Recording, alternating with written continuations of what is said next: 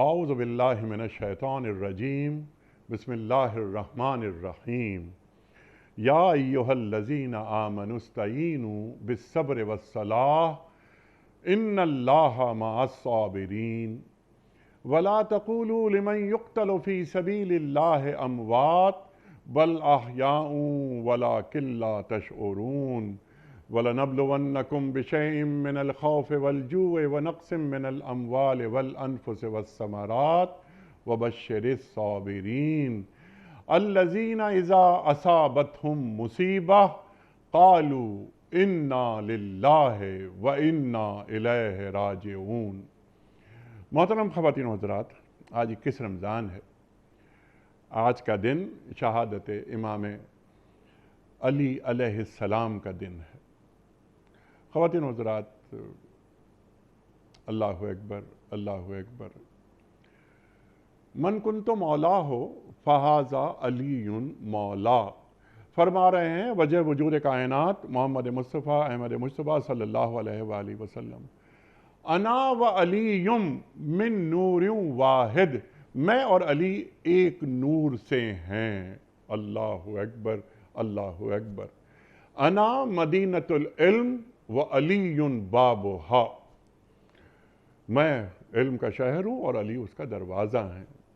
خواتین و حضرات، آج ہم اپنے عہد کے ایک جید عالم دین سے، مفسر قرآن سے سیکھیں گے حضرت علی علیہ السلام کی سیرت کے حوالے سے، آپ کے کمالات، آپ کے فضائل، آپ کی فصاحت، آپ کی بلاغت، آپ کی حکمت، آپ کی عدالت۔ خواتین و حضرات، ایک صحیفہ چاہیے آپ کی خوبیاں بیان کرنے کے لیے۔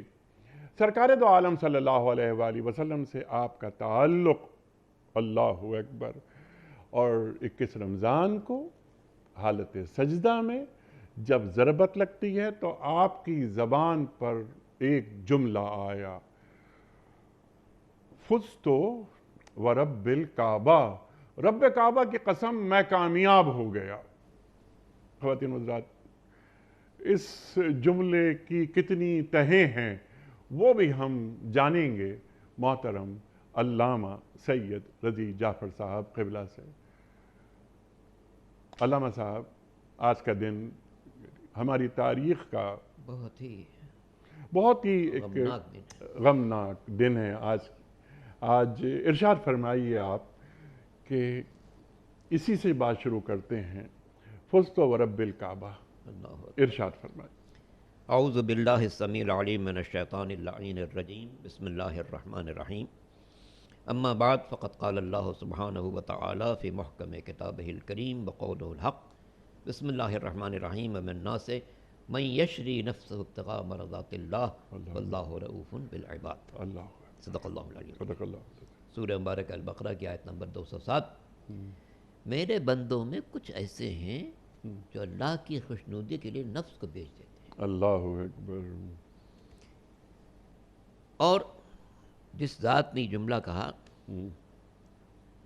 جب اس کے سر پر سجدہ لگا اور راہ بارگاہ معبود میں حاضری کا وقت آیا تو فرمایا فزت ورب الکعبہ، اللہ اکبر، اللہ اکبر، کامیاب ہوں، پہنچ رہا ہوں اس کی بارگاہ میں، صاف ستھری زندگی کے ساتھ پہنچ رہا ہوں، اللہ اکبر، اسلام کی سربلندی کے ساتھ پہنچ رہا ہوں، اخلاص عمل کے ساتھ پہنچ رہا ہوں، پیغمبر کی بہترین نصرت کے ساتھ پہنچ رہا ہوں، بندگان خدا کو فیض پہنچانے کے ساتھ پہنچ رہا ہوں، انسانیت کی خدمت کرنے کے ساتھ پہنچ رہا ہوں۔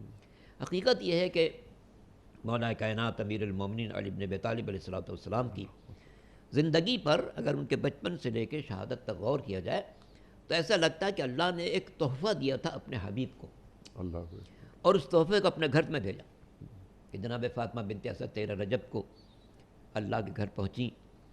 جناب ابن عباس حبر الامہ ترجمان القرآن کہتے ہیں کہ ہم نے دیکھا کہ وہ داخل ہوئیں اور دروازہ بند ہو گیا، نیا دروازہ تھا، بند ہو گیا، پھر ہم نے جتنا بھی چاہا کہ دروازے کھولا جائے، نہیں کھلا۔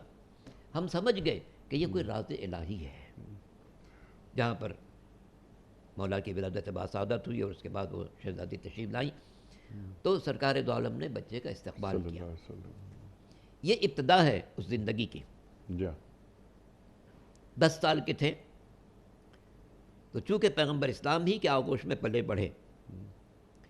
یہ ایک تسلسل ہے. پیغمبر اسلام جناب ابو طالب کے آغوش میں پروان چڑھے تو جناب ابو طالب کا فرزند پیغمبر کی آغوش میں پروان چڑھا. سبحان اللہ. 10 سال تک، چونکہ ابھی اعلان رسالت کا وقت نہیں آیا تھا، 10 سال تک جہاں جہاں پیغمبر جا رہے ہیں وہاں وہاں مولا جا رہے ہیں. 10واں سال تھا. سرکار دو عالم حضرت محمد مصطفیٰ صلی اللہ علیہ وسلم غار حرا میں مصروف عبادت تھے. چونکہ مولا کو اپنے ساتھ رکھتے تھے، علی کو ساتھ رکھتے تھے، تو حضور تو غار میں مصروف عبادت تھے اور جناب امیر غار کے باہر بیٹھے ہوئے تھے. اچانک ایک روشنی محسوس کی اور ایک چیخ سنی. بعد میں پیغمبر سے پوچھا کہ میں نے کچھ روشنی محسوس کی تھی اور ایک چیخ بھی سنی تھی. حضور نے فرمایا کہ وہ روشنی وحی الہی کی تھی کہ پہلا پیغام ہے اقرأ باسم ربک الذی خلق. اور جو تم نے چیخ سنی ہے وہ ابلیس کی ہے جو مایوس ہو رہا ہے کہ اب میری عبادت نہیں ہوگی، اب تو توحید کا زمزمہ گونجنے والا ہے. اللہ اکبر. اس کے بعد ایک جملہ ہے نہج البلاغہ میں بھی موجود ہے کہ یا علی تسمع ما اسمع و تری ما ارا. علی جو میں سن رہا ہوں وہ تم سن رہے ہو، جو میں دیکھ رہا ہوں وہ تم دیکھ رہے ہو. فرق یہ ہے کہ اللہ نے مجھے نبی بنایا ہے، تم کو ولی بنایا ہے. سبحان اللہ. یہ پہلی منزل وحی الہی کی. اور اس کے بعد 13 سال حضور مکے میں رہے اور اس شان سے کہ آگے آگے پیغمبر چل رہے ہیں، اعلان رسالت کر رہے ہیں، پیچھے پیچھے امیر المومنین چل رہے ہیں. اس پہلی وحی کے کچھ عرصے کے بعد دعوت ذیل الشیرہ کا اہتمام ہوا ہے اور اس میں پیغمبر نے اعلان کیا کہ اللہ نے مجھے بھیجا ہے کہ تم سے پوچھوں کہ اگر اس پہاڑ کے پیچھے ایک لشکر آ رہا ہو تم پر حملہ آور نہ کرنے کے لیے تو کیا تم میری بات کی تصدیق کرو گے؟ ہاں ہاں بالکل، اس لیے کہ ہم نے کبھی آپ سے کوئی غلط بات سنی ہی نہیں. اس کے بعد فرمایا کہ میں تمہیں بتا رہا ہوں کہ اس زندگی کے بعد ایک اور زندگی ہے جس میں تمہارے نام اعمال کا حساب لیا جائے گا اور مجھے اللہ نے بھیجا ہے کہ میں تمہاری خرابیوں کا اصلاح کروں اور تمہیں دین کے راستے پر گامزن کروں. خلاصہ اس میں کون ہے جو میری مدد و نصرت کرنے والا ہے؟ اللہ اکبر. اللہ اکبر. پورا مجمع جمع ہے، کھا پی کے سب بیٹھے ہوئے ہیں، کوئی اٹھنے کو تیار نہیں ہے. ایک کم سن شہزادہ کھڑا ہوا. گو کہ مجھے آشوب چشم رہتا ہے، میں ان سب سے چھوٹا ہوں، کمزور ہوں، مگر میں آپ کی نصرت کروں گا. اللہ اکبر. دوبارہ اعلان کیا، پھر پیغمبر علی کھڑے ہوئے، تیسری دفعہ اعلان کیا، پھر علی کھڑے ہوئے. اقبال نے سچ کہا ہے، مسلم اول شہ مردہ علی، عشق را سرمایہ ایمان علی. اللہ اکبر. اب اس کے بعد جب پیغمبر مکے کی گلیوں میں چل رہے ہیں تو ہر قسم کے لوگ اذیت پہنچا رہے ہیں، بڑے جملے کس رہے ہیں، بچے پتھر مار رہے ہیں. اب اس موقع پر ظاہر ہے کہ بچے ستا رہے تھے. اب اگر پیغمبر کو جواب دیتے تو ایک اخلاقاً اچھی بات نہیں ہوتی. ایک طرح اتنے بزرگ آدمی ہیں، 40-42 سال کے آدمی ہیں، چھوٹے بچوں سے لگ رہے ہیں. اللہ نے انتظام کیا کہ نہیں، علی ساتھ ساتھ چلیں. علی 12-13 سال کے ہیں، ساتھ ساتھ چلیں. جو بچہ آئے اور پیغمبر کو ستانے کی کوشش کرے اس کا جواب دیں. شجاعت غیر معمولی بچپن سے.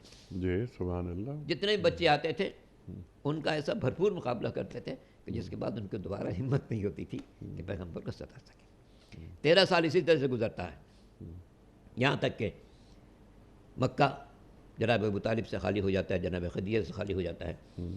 مردوں میں محافظت کرنے والے بھی چلے گئے، عورتوں میں دلجوئی کرنے والی چلی گئیں. اب اہل مکہ کھل گئے. اب جتنی ممکنات تھیں انہوں نے اذیتیں پہنچانا شروع کی، یہاں تک کہ وہ وقت بھی آ گیا جب انہوں نے سب میں مل کے طے کیا کہ آج کی رات پیغمبر کی شمع حیات میں گل کر دیں گے. اللہ اکبر. اللہ. جبریل امین نے آ کر پیغمبر کو حکم کو بتایا کہ آج یہ منصوبہ بن گیا ہے، آپ مکہ چھوڑ دیجئے، مدینہ تشریف لے جائیے. جہاں بہت دنوں سے لوگ اسلام پہنچ رہا ہے، آپ مدینہ تشریف لے جائیے. پیغمبر نے امیر المومنین علی بن ابی طالب کو بلایا، کہا یا علی مجھے حکم ملا ہے کہ میں آج کی شب یہاں سے چلا جاؤں، کیا تم میرے بستر پر میری چادر اوڑھ کے سو جاؤ گے تاکہ دشمن سمجھے کہ یہ پیغمبر سو رہا ہے، رات کے کسی حصے میں ہم داخل ہو جائیں گے. ہاں ہاں اللہ کے رسول، کیا میرے سونے سے آپ کی جان بچ جائے گی؟ اللہ اکبر، اللہ اکبر، اللہ۔ خطرہ سونے والے کے لیے تھا، جانے والے کے لیے نہیں تھا، مگر اپنے بارے میں کچھ نہیں پوچھتے، اس لیے کہ نفس رسول ہے۔ جی ہاں، کیا میرے سونے سے آپ کی جان بچ جائے گی؟ ہاں علی تم سو جاؤ گے میں بچ جاؤں گا۔ مورخ کے لکھا ہے کہ فسجد للہ شکرا، علی نے ایک سجدہ شکر ادا کیا، بہذ اول سجدۃ سجد للہ شکرا، یہ زمین پر پہلا سجدہ شکر تھا جو علی نے اس موقع پر ادا کیا کہ مجھے آج اپنی جان پیغمبر پر قربان کرنے کا موقع مل رہا ہے۔ سبحان اللہ۔ یہاں پر ایک بات عرض کرنے کو دل چاہ رہا ہے، ارشاد فرمائیے۔ ایک منزل صبر ہے، جی ایک منزل شکر ہے۔ جی ہاں، مصیبت پر انسان مطمئن رہے، یہ صبر ہے، یہ بھی کمال ہے۔ نعمت پر شکر ادا کرے، یہ بھی کمال ہے۔ جناب اسماعیل سے جب جناب ابراہیم نے کہا تھا کہ یا بنی انی ارا فی المنام انی اذبحک، بیٹے میں دیکھ رہا ہوں کہ تجھے اپنے ہاتھوں سے خود ذبح کر رہا ہوں، فانظر ماذا تری، بیٹے تو بتا تیری کیا رائے ہے؟ قال یا ابت افعل ما تؤمر ستجدنی انشاءاللہ من الصابرین، اے بابا آپ کو جو حکم ملا ہے آپ اسے انجام دیجیے، آپ مجھے صابر پائیں گے، بلکہ صابرین میں سے پائیں گے۔ صابرین میں سے پائیں گے۔ اللہ اکبر۔ اور یہاں امیر المومنین نے سجدہ شکر ادا کیا، گویا جناب اسماعیل نے اس قتل کو مصیبت سمجھا، صبر کرنے کے لیے کہا، امیر المومنین نے اس قربانی کو نعمت سمجھا، سجدہ شکر ادا کیا۔ سبحان اللہ۔ تو یہ عظیم منزل ہے۔ پھر یہاں سے پیغمبر اسلام جب جانے لگے تو کچھ امانتیں تھیں لوگوں کی، جس سے اندازہ کیا جا سکتا ہے کہ کیسا اعتماد تھا لوگوں کو پیغمبر کی ذات پر، قتل پر آمادہ ہیں مگر اپنی امانتیں اپنے رشتہ داروں کے پاس نہیں رکھتے، دوستوں کے پاس نہیں رکھتے، بھائیوں کے پاس نہیں رکھتے، پیغمبر کے پاس رکھتے ہیں۔ جانتے ہیں صادق ہے، امین ہے، سبحان اللہ، سبحان میری اللہ، امانت کہیں سے بھی گم ہو سکتی ہے، پیغمبر کے پاس جو رکھوں گا سبحان وہ اللہ، کبھی ضائع نہیں ہے۔ سبحان اللہ۔ فقط لبثت فیکم عمرا من قبل ہی افلا تعقلون، میں نے تم ہی میں عمر گزاری، اللہ کے رسول فرما رہے ہیں صلی اللہ علیہ وآلہ وسلم، تم نے مجھے کیسا پایا؟ افلا تعقلون، تم عقل سے کام کیوں نہیں لیتے؟ میں صادق ہوں، میں امین ہوں، میں سچا ہوں، میری زبان جھوٹ سے نا آشنا ہے، تو جب میں کہتا ہوں کہ یہ بتوں کو ہٹا دو، یہ باطل ہیں اور اللہ کی عبادت کرو، اس وقت بھی میں سچ بول رہا ہوں، جھوٹ نہیں بول رہا۔ اللہ اکبر۔ امانتیں واپس کر کے آنا علی، آ جانا، اور حضرت علی کرم اللہ وجہہ اور علیہ السلام، ہم ان باتوں میں نہیں پڑھتے۔ علی کی شخصیت، علی کا مقام، علی کا مرتبہ، اللہ اکبر، یہ آفاقی ہستیاں، اللہ اکبر، انہیں ہم خانوں میں بانٹ دیتے ہیں۔ اللہ اکبر، اللہ اکبر۔ کیا فرما رہے ہیں حضرت علی کہ ایسی میٹھی نیند مجھے کبھی نہیں آئی، کبھی نہیں سویا تھا۔ کیسے؟ اس لیے کہ میرے رسول نے مجھے یہ کہہ دیا تھا کہ تم امانتیں دے کر مدینہ پہنچ جانا، مجھے مدینہ پہنچنا تھا۔ اللہ اکبر، اللہ اکبر۔ ارشاد فرمائیے۔ حالانکہ انتہائی خطرات میں سوئے ہیں۔ جی ہاں، اگر خدا نخواستہ کسی شخص کو بتایا جائے کہ جناب رات کو آپ کے گھر پر ڈاکو حملہ کرنے والے ہیں تو آئی ہوئی نیند اڑ جاتی ہے۔ جی ہاں، یہاں عالم یہ ہے، گھر کو گھیر رکھا ہے مشرکین نے، جی، اور سب قتل پر آمادہ ہیں، سونا بھی ہے پیغمبر کی چادر اوڑھ کر تاکہ سب سمجھتے ہیں کہاں پیغمبر سو رہے ہیں، لیکن کیا کہنا اس نفس مطمئن کا کہ ان خطرات میں سو رہے ہیں اور کہتے ہیں کہ جیسی نیند سے بے ہجرت سویا ویسی کبھی نہیں سویا۔ اور جب رات کے آخری حصے میں کفار آئے اور انہوں نے چادر ہٹائی، دیکھا ہے علی سو رہے ہیں، کہاں محمد کہاں ہیں؟ صلی اللہ کیا فرمایا صلی اللہ علیہ وسلم؟ کیا فرمایا؟ کیا میرے سپرد کر گئے تھے؟ میرے سپرد کر گئے تھے؟ مجھ سے کیا مطلب ہے؟ مجھ سے کیا پوچھ رہے ہو؟ میرے سپرد کر گئے تھے۔ اور اس کے بعد پھر امیر المومنین نے ساری امانتیں پہنچائیں، اور تاریخی اعتبار سے حضور اکرم یہاں سے جانے کے بعد قباء میں ٹھہرے رہے۔ جب امیر المومنین امانتیں پہنچا کر اور باقی خواتین جو رہ گئی تھی ان کو لے کر پہنچے، تب آپ قباء سے مدینے میں داخل ہوئے ہیں۔ مدنی زندگی ایک اعتبار سے بڑی آرام دہ زندگی، ایک اعتبار سے بڑی آزمائشوں کی زندگی، کہ سرکار دو عالم کو 8 سال کے اندر 60 سے زیادہ معرکوں کا سامنا کرنا پڑا۔ کچھ سریے کہے جاتے ہیں، کچھ غزوے کہے جاتے ہیں، جن میں حضور خود نہیں گے وہ سریے ہیں، جن میں خود تشریف لے گئے وہ غزوے ہیں۔ پہلا غزوہ غزوہ بدر۔ غزوہ بدر میں دشمنوں کے 70 آدمی مارے گئے، اور ارباب تاریخ نے کہ 70 میں سے 36 کو امیر المومنین نے قتل کیا تھا، اللہ اکبر، اور باقی 34 کو باقی پورے اللہ لشکر۔ اکبر۔ جارج ارڈاک ایک فرانسیسی مفکر ہے، مذہباً مسیحی ہے، مگر اس نے ایک عجیب جملہ لکھا ہے۔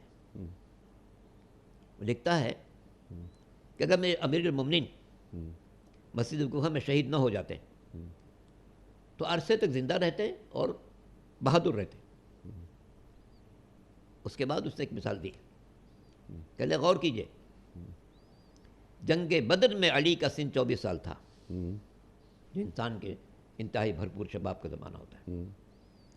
جنگ صفین میں ان کی عمر 62 سال تھی، جو جسمانی طور سے اضمحلال کا زمانہ ہوتا ہے، مگر جنگ بدر میں انہوں نے ایک دن میں 36 آدمیوں کو قتل کیا، اور جنگ صفین میں ایک رات میں 516 کو قتل کیا۔ اللہ اکبر۔ تو کہتا ہے کہ اس کا مطلب یہ ہے کہ ان کی جسمانی طاقت میں فرق نہیں آیا، اور اسی لیے جب کسی نے پوچھا تھا کہ آپ جب روٹی توڑنے بیٹھتے ہیں تو بڑی مشکل سے روٹی ٹوٹتی ہے، خیبر کیسے فتح کیا؟ تو کیا فرمایا؟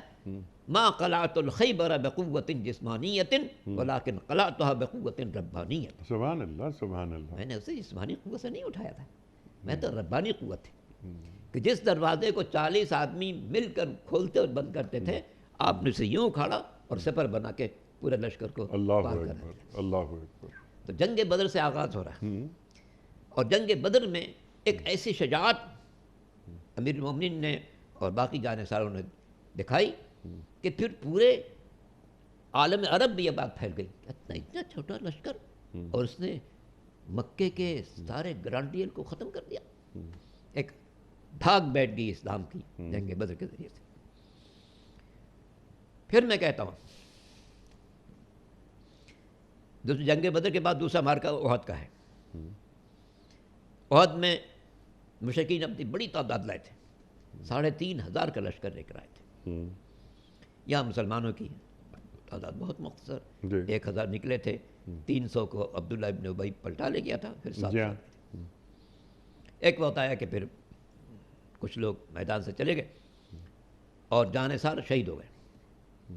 وقت آتا ہے کہ جب پیغمبر ہیں زخمی حالت میں اور علی ہیں ان کے محافظت کے لیے، سامنے 3500 کا لشکر، مگر کیا طاقت تھی، کیا قوت تھی، پورے لشکر کا مقابلہ کیا، سبحان اللہ۔ اور ایسا بھرپور مقابلہ کہ وہ لشکر بھاگنے پر مجبور ہو گیا۔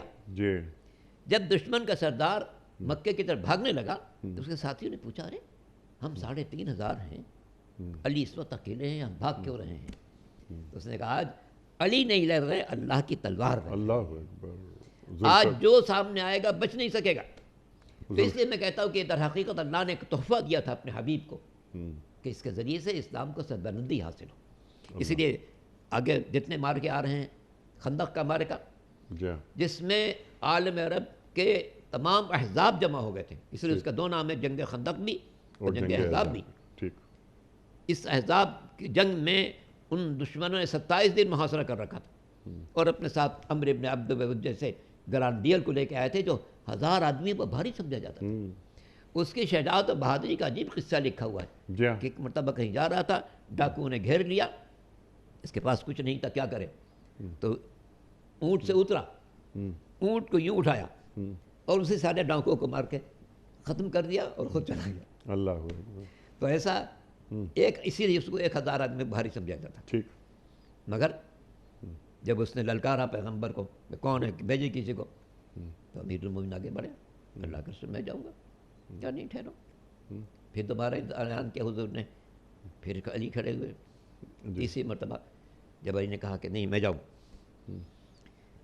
پیغمبر نے ان کو اپنے ہاتھ سے امامت پہنایا، دعا مانگ کے روانہ کیا۔ دعا مانگ کے روانہ کیا، وہ پہنچے عمر کے سامنے۔ عمر نے ان کو دیکھا اور تعجب سے سوچا کہ کہاں میں اور کہاں یہ جوان، امیر المومنین سے مکالمہ شروع ہوتا ہے. امیر المومنین فرماتے ہیں اے عمر میں نے سنا ہے کہ اگر تیرے سامنے 3 باتیں پیش کی جائے ایک قبول کرتا ہے. کہ ہاں صحیح سنا آپ نے. کہ پہلی بات ہے کہ اسلام قبول کر لے, میرا تو اس سے کوئی جھگڑا نہیں. کہا نہیں اسلام نہیں قبول کر سکتا ہوں, ورنہ میں کیا ہوتا. اچھا دوسری بات واپس چلا جا. اللہ اکبر. کہا نہیں یہ غیرت کے خلاف ہے. تیسری بات اچھا اتر مجھ سے مقابلہ کر اور میں تجھے قتل کر دوں گا. ہاں تو گھوڑے پر ہے میں پیدل ہوں, اب اس مقابلہ. اللہ اکبر. تو اس نے کہا میں ساری زندگی تصور نہیں کر سکتا تھا کہ کوئی مجھ سے یہ کہے گا کہ آؤ مجھ سے مقابلہ کرو. اور پھر تلوار کا تبادلہ ہوا. جی ہاں. اور اس کے بعد آپ نے اسے گرا دیا, ٹھیک. زمین پر گرا. اور علی چاہتے اس کا سر قلم کریں کہ اس نے ایک بے ادبی کر دی. اتر گئے. تھوڑی دیر کے بعد پھر اس کا سر قلم کیا, پیغمبر کے پاس لے کر آئے. کسی نے کہا کہ آپ نے وہ گر چکا تھا اتر کیوں گئے تھے؟ فرمایا اس نے بے ادبی کی تھی. علی اسے صرف رضا الہی کے لیے قتل کرنا چاہتے تھے. اللہ اکبر. ایسا موقع نہیں دینا چاہتے کوئی سوچے کہ جناب اپنا غصہ بھی شامل ہوگا. یہ وہ معرکہ ہے جس میں جب علی چلے ہیں تو پیغمبر نے کہا برز الایمان کلہ علی الکفر کلہ. اللہ. آج کل ایمان جا رہا ہے کل کفر کی طرف. اور جب عامر کا سر لے کے آئے ہیں تو کیا فرمایا ضربۃ علی یوم الخندق افضل من عبادت الثقلین. آج کی جو ضرب ہے وہ جن و انس کی عبادتوں سے افضل ہے. اس سے کہ اس جنگ میں سارا عالم عرب مشترکہ طور پر اسلام کی اینٹ سے اینٹ بجا دینا چاہتا تھا. مگر عمر کے قتل ہونے سے ایسی بھگدڑ مچی کہ سارے لوگ بھاگنے پر مجبور ہو گئے اور علی تنہا میدان میں اسلام کے سربلندی میں کامیاب ہو گئے. اللہ. اسی طرح جتنے ہم مارکے دیکھتے ہیں ظاہر ہے کہ سارے مارکے آپ کے سامنے ہیں, ناظرین کے سامنے بھی ہیں. تو جو بات سمجھ میں آتی ہے کہ یہ کوئی خاص الہی انتظام تھا جی. کہ ایک ایسا جری, ایک ایسا بہادر, ایک ایسا مخلص, ایسا باوفا پیغمبر کے ساتھ رہے کہ جہاں دین کو ضرورت پیش آئے وہ اپنی شجاعت سے کام لے, وقت پڑے صبر سے کام لے, سبحان اللہ. وقت پڑے ایثار سے کام لے, خاموشی اختیار کرنی پڑے تو خاموشی اختیار کر لیں, حکمت اختیار کرنی پڑے تو حکمت کا مظاہرہ کریں عملی. اللہ اکبر. آپ حضرت علی کرم اللہ وجہہ کی شجاعت کی بات فرما رہے تھے تو مجھے وہ خیبر کا قلعہ یاد آ رہا تھا, آخری قلعہ قموس. اور 7 قلعے فتح ہو گئے, ایک قلعہ رہ گیا قموس. اور ہر صحابی یہ چاہتا تھا کہ صبح علم مجھے دیا جائے, کیونکہ اللہ کے رسول صلی اللہ علیہ وآلہ وسلم اعلان کر چکے تھے کہ صبح میں یہ علم اسے دوں گا جو اللہ کو اور اللہ اکبر, جو اللہ اور اللہ کے رسول صلی اللہ علیہ وسلم کا محبوب ہوگا. اللہ اکبر. صبح ہوئی اور وہ علم دیا گیا علی کو, حضرت علی کرم اللہ وجہہ کو. ارشاد. جہاں حضور نے فرمایا لُعْطِيَنَّ الرَّایَةَ غَدًا رَجُلًا كَرَّارًا غَیْرَ فَرَّارٍ یحب اللہ ورسولہ ویحبہ اللہ ورسولہ. اللہ اور رسول سے محبت کرنے والا بھی ہوگا, اللہ اور رسول کا محبوب بھی ہوگا. سبحان اللہ. سبحان اللہ. اور اب چلے ہیں تو کس شان سے چلے ہیں. آنکھوں میں جو تکلیف تھی پیغمبر کی دعائیں بے دہن سے ہمیشہ کے لیے کافور ہو چکی تھی, اور چلے ایک اہتمام کے ساتھ چلے. پہلے قموس جس کے لوگ سمجھتے ہیں یہ کبھی قلعہ فتح ہو ہی نہیں سکتا. جی ہاں. اسی لیے آپ دیکھیں اگرچہ ہر جنگ کے فاتح امیر المومنین ہیں, مگر جس جنگ کے نام کے ساتھ ان کے فاتح لکھا جاتا ہے, فاتح بدر نہیں لکھتے, فاتح احد نہیں لکھتے, فاتح خندق نہیں لکھتے, فاتح حنین نہیں لکھتے, فاتح خیبر. سبحان اللہ. سبحان اللہ. کیونکہ خیبر کا فتح کرنا کوئی معمولی بات نہیں تھی. آج بھی اگر کوئی شخص جائے سرزمین حجاز پر اور خیبر کے علاقے کو دیکھے تو اسے اندازہ ہوگا کہ کتنا مشکل معرکہ تھا جس کو سر کیا امیر المومنین علی بن ابی طالب علیہ السلام. ایک بات اور عرض کرتا رہا, جان ڈال جسے میں حوالہ دے رہا تھا, اس نے ایک اور بات لکھی ہے اور خوبصورت بات ہے. وہ کہتا ہے کہ خوف اور بہادری یہ 2 الگ الگ باتیں ہیں. جس انسان میں خوف ہوگا اس میں بہادری نہیں ہوگی, جس میں بہادری ہوگی اس میں خوف نہیں ہوگی. مگر جب امیر المومنین علی بن ابی طالب کی زندگی کو دیکھتے ہیں تو خوف بھی انتہا کو نظر آتا ہے، شجاعت بھی اپنی انتہائی بلندی پر نظر آتی ہے۔ کیا بات ہے، سبحان کہتا ہے محراب عبادت میں دیکھیں اللہ، علی جیسا خوف خدا رکھنے والا نہیں نظر آئے گا، اللہ اکبر، اور اللہ جب انہیں کو میدان جنگ میں دیکھیں تو ان سے جیسا کوئی بہادر نہیں نظر آئے گا۔ اللہ اور اس کے بعد اس نے کہا کہ اس کی بنیادی وجہ ہے کہ علی کا خوف بھی اللہ کے لیے تھا، علی کی بہادری بھی اللہ۔ سبحان اللہ، سبحان اللہ، سبحان اللہ، وہ شجی نظر نہیں آتا ہمیں۔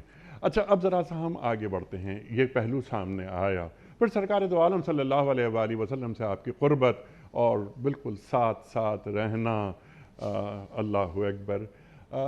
حضرت علی کرم اللہ وجہہ کا ایک قول ہے کہ کون سی آیت کہاں اتری تھی، یعنی قرآن کے حوالے سے، میں جانتا علم و حکمت کے حوالے سے، جی میں جانتا کہ جی میں جانتا ہوں، مجھ سے پوچھو یہ دن میں اتری تھی، رات میں اتری تھی، کیا اس کا حوالہ تھا؟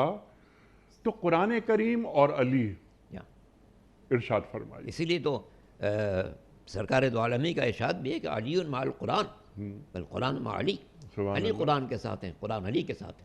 اور اس کے بعد منبر پر یہی فرمایا تھا کہ سلونی قبل ان تفقدونی فإنی أعرف بطرق السماء من طرق الأرض، میں جتنا زمین کے راستے کو جانتا ہوں اس سے زیادہ آسمانوں کے راستے کو جانتا ہوں۔ اللہ اکبر۔ جس زمانے میں بنی انسان اپنے زمین کے راستے نہیں جانتے تھے، اس زمانے امیر المومنین فرماتے کہ جس طرح میں زمین کے راستے جانتا ہوں اس سے زیادہ آسمانوں کے راستے کو جانتا ہوں، جس میں ایک پیغام بھی تھا نسل نو کے لیے اور دنیا بھر کے انسانوں کے لیے کہ دیکھو آسمانوں میں راستے ہیں، ان راستوں کو تلاش کرنے کی کوشش کرو۔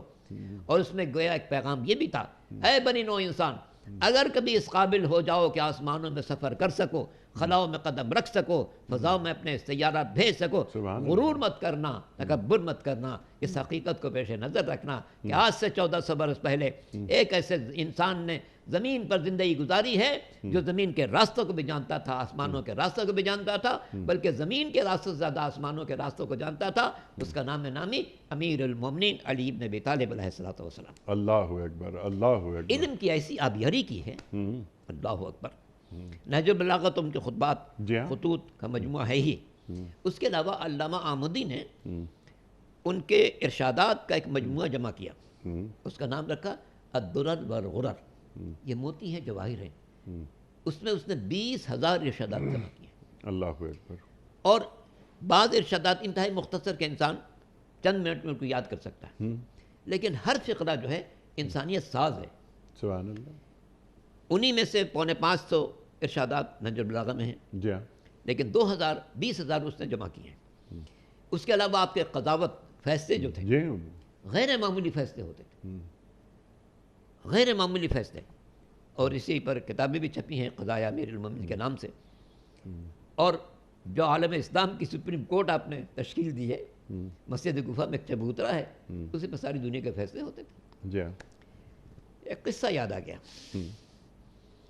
ایک روز اس چبوترے بیٹھے ہوئے تھے، ساتھ میں جناب ابن عباس حبر الامت ترجمان القرآن، شاگرد بھی ہیں، چچا زاد بھائی بھی ہیں۔ امیر المومنین نے دیکھا ایک چونٹی گزر رہی ہے، اس کے منہ میں دانے کا چھلکا ہے۔ فرمایا ابن عباس یہ چونٹی دیکھ رہو؟ جی مولا۔ اس کے منہ میں چھلکا دیکھ رہو؟ جی۔ کیا قیمت ہوگی؟ اس کی کیا قیمت ہوگی؟ کوئی قیمت نہیں ہوگی؟ نہیں، سوچو، غور کرو، کچھ قیمت بتاؤ۔ مولا کوئی ایسا سکہ نہیں بنا جس سے میں اس کی قیمت بناؤں۔ فرماتے ہیں اگر کوئی مجھ سے مطالبہ کرے کہ یا تو چونٹی کے منہ سے چھلکا چھین دیجئے یا حکومت چھوڑ دیجئے، میں حکومت چھوڑ دوں گا، چونٹی کے منہ سے چھلکا نہیں چھینوں گا، اس لیے کہ میں دنیا سے ظلم کو مٹانے کے لیے آیا ہوں، بڑھانے کے لیے نہیں آیا ہوں۔ اللہ اکبر، اللہ اکبر۔ تو علی ایک ایسا نظام عدل چاہتے تھے جس میں چونٹی کے منہ سے دانے کا چھلکا چھیننا بھی دشوار ہو۔ اللہ اکبر، نظام حکومت، نظام عدل۔ علی درس دے رہے ہیں، روشنی فراہم کر رہے ہیں، گورنر کا تعین ہو رہا ہے، روانہ کیا جا رہا ہے کہ دیکھو تم جہاں جا رہے ہو وہاں جن لوگوں سے تمہاری ملاقات ہوگی یا تو وہ دین میں تمہارے بھائی ہوں گے یا انسانیت میں تمہارے ساتھی ہوں گے، اما اخ لک فی الدین اور نذیر لک فی اللہ الخلق۔ اکبر۔ اور دیکھو نہ بھائی کے حق کو پامال کرنا، نہ ساتھی کے حق کو پامال کرنا۔ یہ ایک ایسا جملہ ہے کہ جو ایک عالمگیر جملہ ہے۔ دنیا کا کوئی حکمراں ہو، کسی مذہب کا حکمراں ہو، یہودی حکمراں ہے اس کو پیش نظر رکھے کہ جتنے یہودی ہیں ان کو بھائی سمجھے، کسی کا حق نہ سبحان اللہ، جتنے غیر یہودی ان کو ساتھی سمجھے، انسانیت میں ان کا حق پامال نہ کرے۔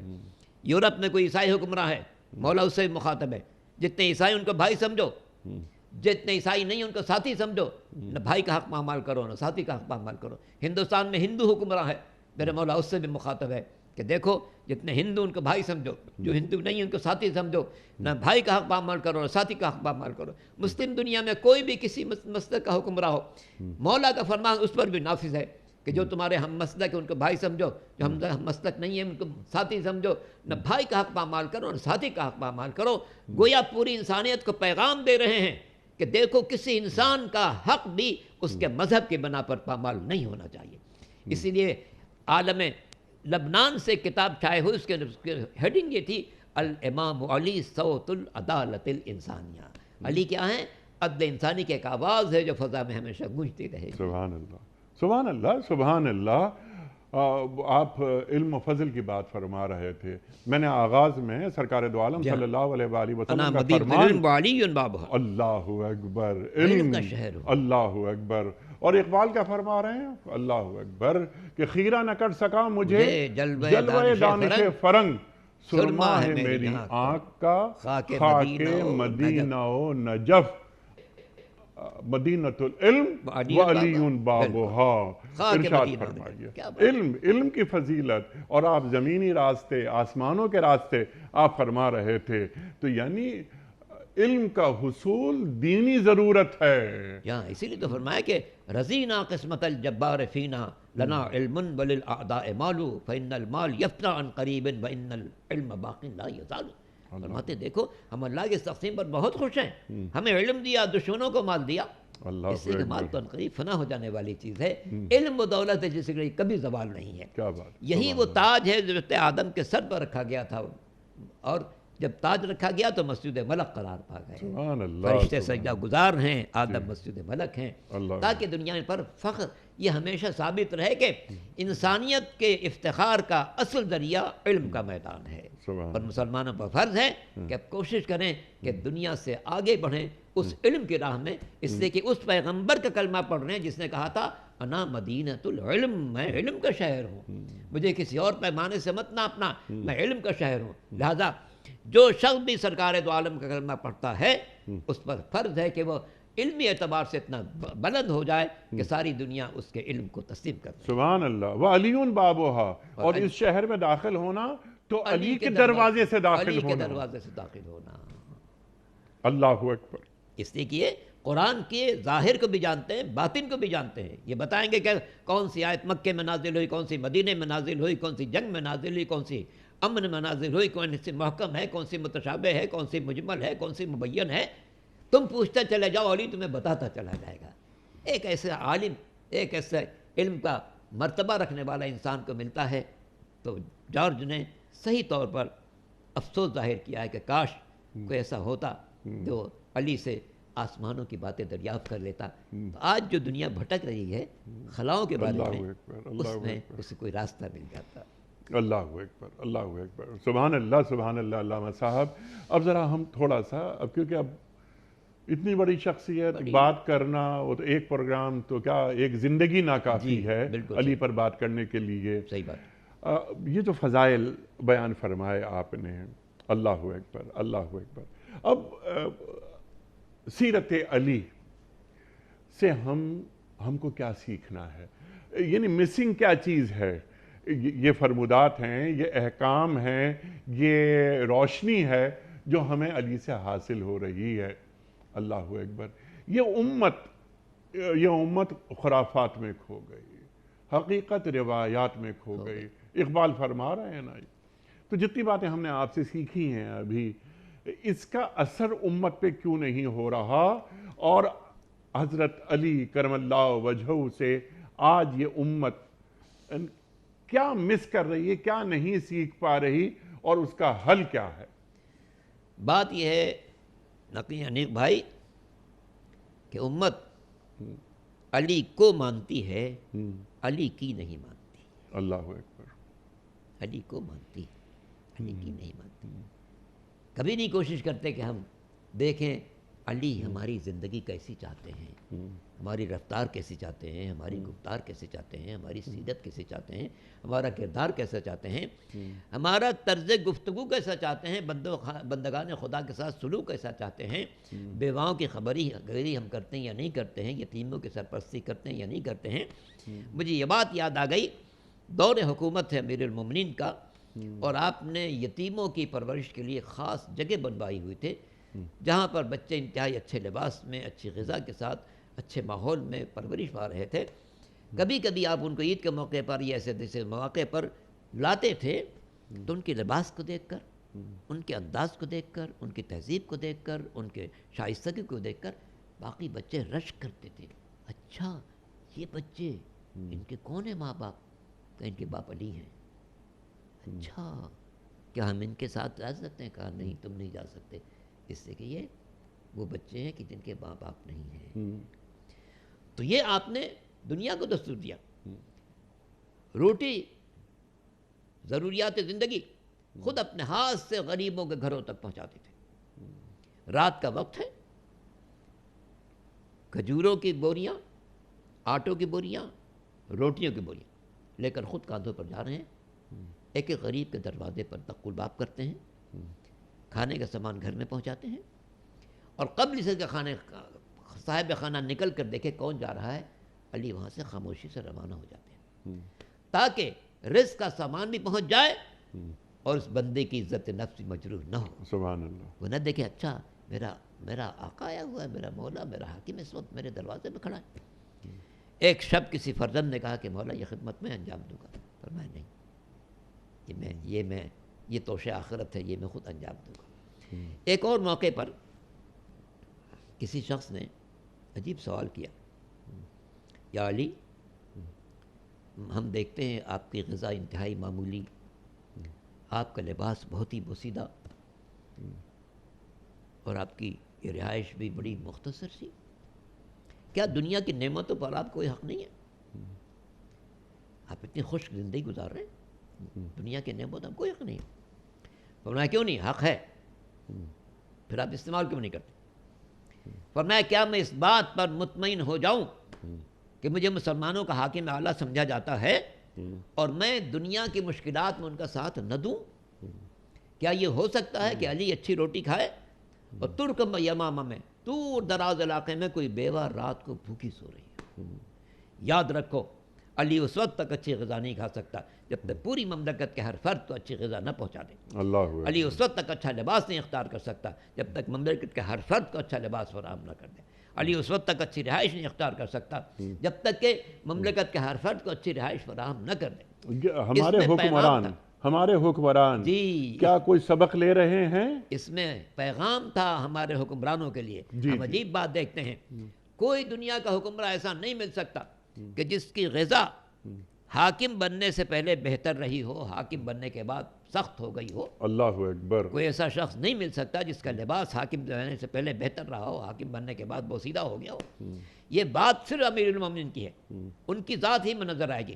اسی لیے جارج لکھتا ہے کہ علی کی زندگی اگرچہ ہمیشہ زاہدانہ تھی، مگر یہ زہد اس وقت اپنے انتہا کو نظر آتا ہے جب وہ حاکم بن جاتے ہیں مسلمانوں۔ اللہ اکبر۔ چونکہ وہ حکومت کو ایک امانت سمجھتے ہیں، حکومت کو اپنی ذات کو چمکانے کا ذریعہ نہیں سمجھتے، حکومت کو بندگان خدا کو فیض پہنچانے کا ذریعہ سمجھتے۔ اس سے فرماتے جب تک مملکت کے ہر فرد کو اچھی غذا نہ مل جائے، علی اچھا غذا نہیں کھا سکتا، ہر فرد کو لباس نہ مل جائے، علی اچھا لباس نہیں پہن سکتا۔ ایک بات عجیب ہے، غور کیجیے گا، رہائش ہم آج علی کی غذا نہیں دے سکتے چونکہ علی موجود نہیں ہمارے سامنے، ہم ان کا لباس نہیں دے سکتے چونکہ وہ شہید ہو چکے، مگر وہ مکان دے سکتے ہیں جو کوفے کے اندر موجود ہے۔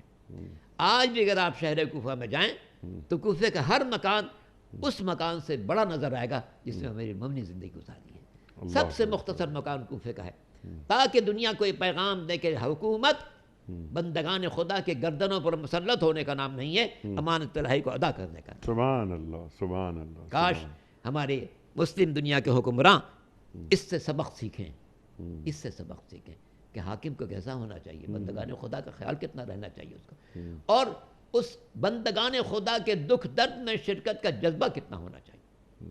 یہ اگر بات آ جائے تو دنیا کی یہ سارے حکمرانوں کے اللہ تللے ختم ہو جائے، سب ایک سطح پر نظر آئے. کلکم آدم آدم من تراب. سرکار دو عالم نے عرفات کے میدان میں یہ واضح کر دیا تھا، کلکم آدم آدم من تراب. خبردار، تم میں سے ہر شخص آدم کی اولاد ہے، آدم مٹی سے پیدا ہوئے ہیں. ان اکرمکم عند اللہ اتقاکم. سبحان اللہ. تم میں سب سے زیادہ معزز وہی ہوگا جو تقویٰ زیادہ رکھتا ہوگا، پرہیزگاری زیادہ رکھتا ہوگا، خوف خدا رکھنا ہوگا. اللہ خوف خدا سیکھنا ہو تو محراب عبادت میں چلیں. مولا کائنات امیر المومنین علی بن ابی طالب علیہ الصلوۃ والسلام کس طریقے سے مناجات کے موقع پر لرزتے رہتے تھے. ایک شخص جو دیکھ رہا تھا مولا کو کہ یتململ کتململ السلیم، جسم ایسے لرز رہا تھا جیسے کسی موذی جانور نے ڈس لیا ہو. اللہ، جس نے پوری زندگی دین کی سربلندی کے لیے خرچ کی، جب محراب عبادت میں آتا ہے تو روتا ہے، چیختا ہے، گڑگڑاتا ہے. ہم دعائے کمیل پڑھتے ہیں تو عجیب انداز نظر آتا ہے. الہی ظلمت نفسی ظلمت نفسی ظلمت نفسی. اے میرے مالک، اس بندے پر رحم کر دے من لا یملک الا الدعاء، جس سے اپنے پاس سے کچھ نہیں رکھتا سوائے سے کہ تجھ سے دعا مانگے. پھر نہج البلاغہ کی طرف چلتے ہیں. آپ دیکھیں نہج البلاغہ میں جہاں تک مجھے یاد آ رہا ہے 241 خطبے ہیں، 79 خطوط ہیں اور 450 حکیمانہ ارشادات ہیں. جی ہاں. پہلا خطبہ عجیب و غریب ہے، جس پوری کائنات کی تخلیق کا تذکرہ ہے. کس طرح زمین بنی، کس طرح آسمان کو بچایا گیا، کس طرح فرشتوں کی جگہ معین کی گئی. پھر سرکار دو عالم کی بعثت کا تذکرہ، ان سے پہلے کے حالات کا تذکرہ، حضور کی بعثت کے بعد کیا حال ہے. اور خطوط کی منزل دیکھیں تو اس میں آپ نے جو اپنے نمائندوں کو خطوط لکھے. جی ہاں. ابن حنیف جو گورنر ہیں ان کو خط لکھتے ہیں، اے ابن حنیف، مجھے خبر ملی ہے کہ تم ایک ایسی دعوت میں شریک ہوئے جس میں امیروں کو بلایا گیا تھا، غریبوں کو نظر انداز کیا گیا تھا. اے ابن حنیف، تم کیا یہ بات بھول گئے کہ تم میرے نمائندے ہو؟ ظاہر ہے، اس کے بعد فرماتے ہیں ظاہر ہے تم ویسی سختی نہیں برداشت کر سکتے جیسے علی برداشت کرتا ہے، لیکن اتنا تو ہو کہ لگایا نظر آئے کہ تم علی کے نمائندے ہو. اللہ. اپنے گورنر کی اس بات پر باس پرس ہے کہ کیوں ایسے دعوت میں شریک ہوئے جس میں غریبوں کو نظر انداز کیا گیا تھا. کیا اس میں پیغام نہیں ہے وقت کے حکمرانوں کے لیے کہ اپنے نشستوں میں غریبوں کا نظر انداز نہ کریں؟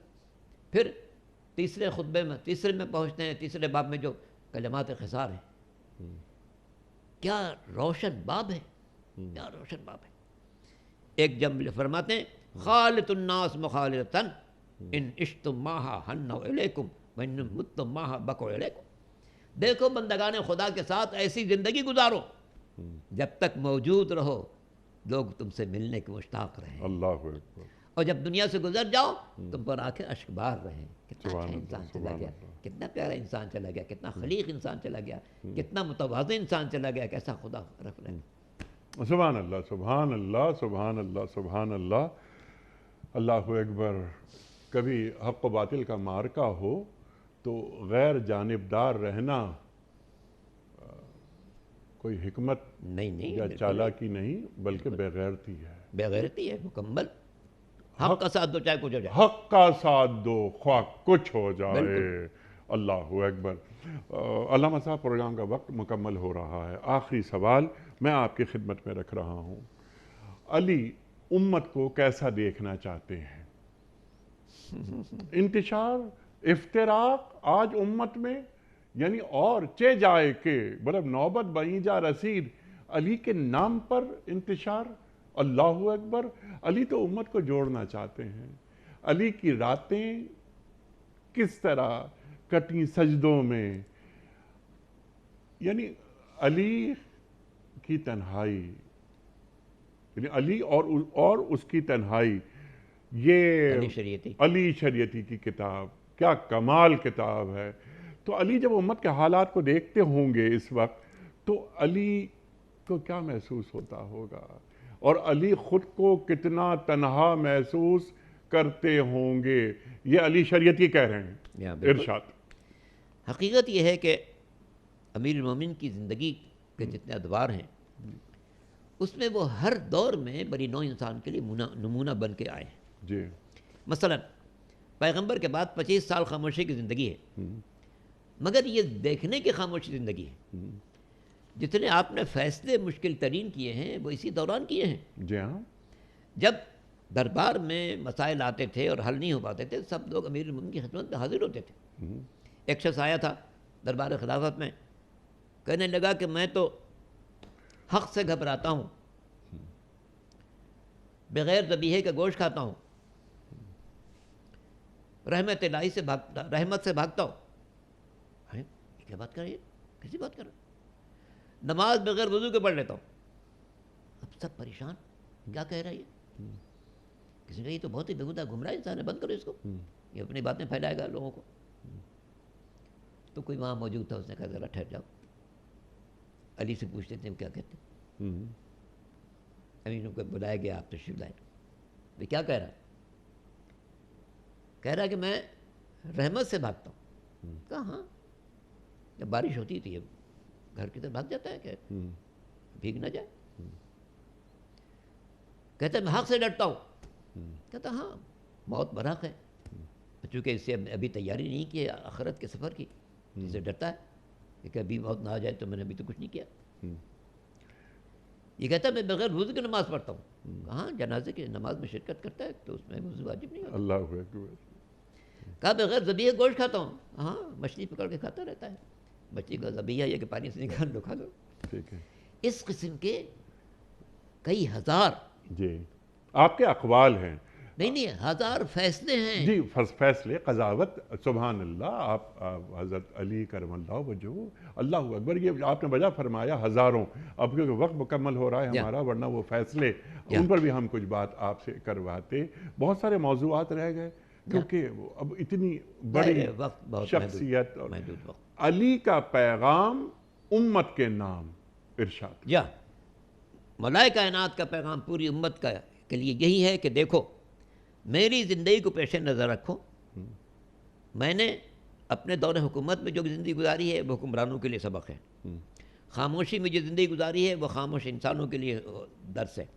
دیکھو میں نے اس خاموشی کے دور میں 25 سال کے دور میں بھی کسی بھی معاملے میں صحیح رائے دینے سے گریز نہیں کیا، مزدوری کرنے سے پرہیز نہیں کیا. ٹھیک ہے. اتنا بڑا انسان یہودی کے باغ میں پانی دے رہا، اسے پیغام ہے دیکھو اگر تمہیں مزدوری کرنا پڑے، کسی باغ میں سچائی کرنا پڑے، آر محسوس مت کرنا. ٹھیک. جو تمہارا امام امیر المومنین ہے وہ یہودی کے باغ میں پانی دے رہا تاکہ رزق حلال حاصل کرو. ٹھیک. اس میں دونوں باتیں ہیں. ایک تو ہر انسان کو ہر ممکن طریقے سے کوشش کرنی چاہیے کہ میں رزق حلال حاصل کروں، چاہے اس کے لیے مجھے کھیت میں پانی ڈالنا پڑے. سبحان اللہ. سبحان اللہ. دوسرا یہ کہ محنت کو کبھی آر نہ سمجھیں. اتنا بڑا انسان پیغمبر کے بعد جس کو فضائل کی انتہا نہیں ہے، اتنا بڑا انسان اگر مزدوری کر رہا ہے تو پھر میں کیا مزدوری کرنے میں شرم محسوس کروں؟ اپنے ہاتھ سے جاتے ہیں بازار سے چیزیں لاتے ہیں، امور خانہ داری میں جناب سیدہ کا مکمل ساتھ دیتے ہیں. چکی پیسنا ہو، چولہا جلانا ہو، روٹی پکانی ہو، گھر کے دوسرے کام ہو، قدم بقدم شہزادی کا ساتھ دیتے ہیں.